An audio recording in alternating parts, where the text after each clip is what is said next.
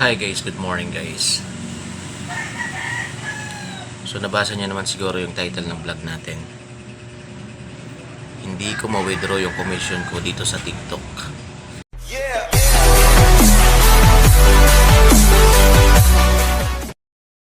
Guys, kanina ganyan na siya. Ayan. Hindi na maklik yung withdraw. Dapat ganyan yan eh. Dapat kulay red yan. Para maklik mo yung withdraw, makukuha mo yung commission mo.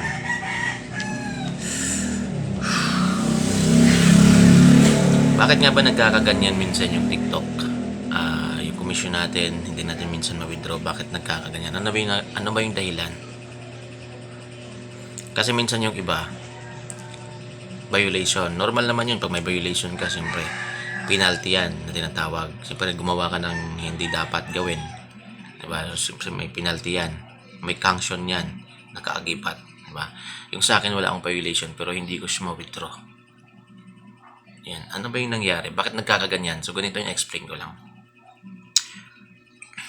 Sa mga nakakaranas nito, marami yung iba umiiyak na. Kasi yung iba sobrang laki ng commission nila. Hindi nila makuha.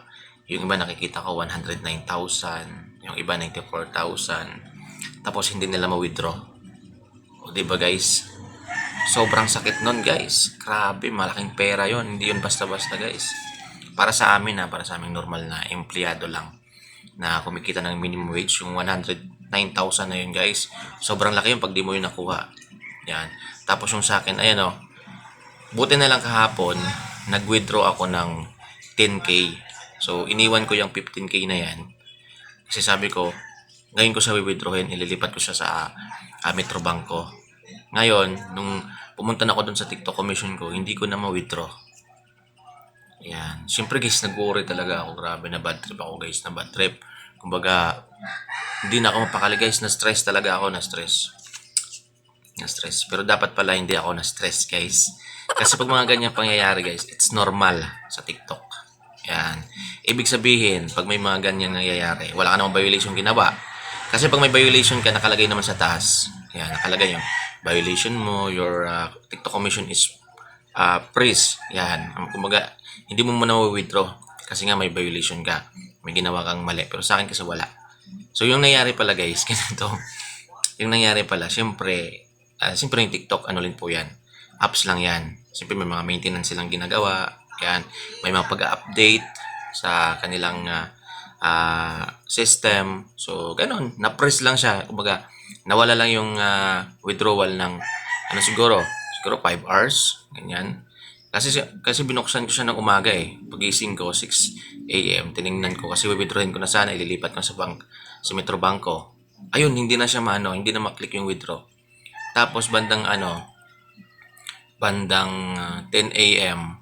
Tiningnan ko ulit, bumalik na. Gumanyan na siya. So automatic, withdraw ko na. Nilipat ko na sa Metrobank ko para safe na yung pera. 3 kasing account ko guys sa TikTok. Lahat yun kumikita. So lahat yun withdraw ko. Yung account ko sa Software Shop, withdraw ko. Yung account ko sa isa, withdraw ko. Yung account ko sa isa, withdraw ko. Nilagay ko sa GCash, din nilipat ko sa Metrobank ko. Although, safe na. Diba? Pero pag may mga ganyang pangyayari, pag alam mo naman sa sarili mong wala ka namang violation, huwag kang mag-worry. Kasi yung pera natin na nandyan sa commission natin, maano talaga yan, mababalik talaga yan. Sa atin kasi yan, hindi naman nilang pwedeng kunin yan. So, nagkakaroon lang minsan ng maintenance. Siyempre, yan, kumbaga, ino-operate din ng tao yan. Diba? Minsan may maintenance na tinatawag. Parang normal na trabaho. Sa trabaho natin, meron tayong, halimbawa sa restaurant, meron niya, isang araw mo na wala mo nang tatanggapin customer kasi may maintenance, mag-aayos ng aircon, mag-aayos ng mga kung ano-ano. Parang ganun din yung nangyari kahapon. So, yung iba nag-iiyakan na. Yung iba kung ano-ano yung ginagawa kasi sobrang laki ng mga commission nila guys. May nakita nga ako. Yun nga, 109,000, 94,000. May nakita nga ako, 74,000. Yan, Tapos hindi mo ma-withdraw. Di ba? Siyempre masakit yon. Pero bumalik na. Yan, siguro mga 11:00 lahat na. Okay na lahat. Yan. So, na-withdraw ko na siya. So, yun yan guys. Pag may mangyaring ganun, huwag muna kayong panic.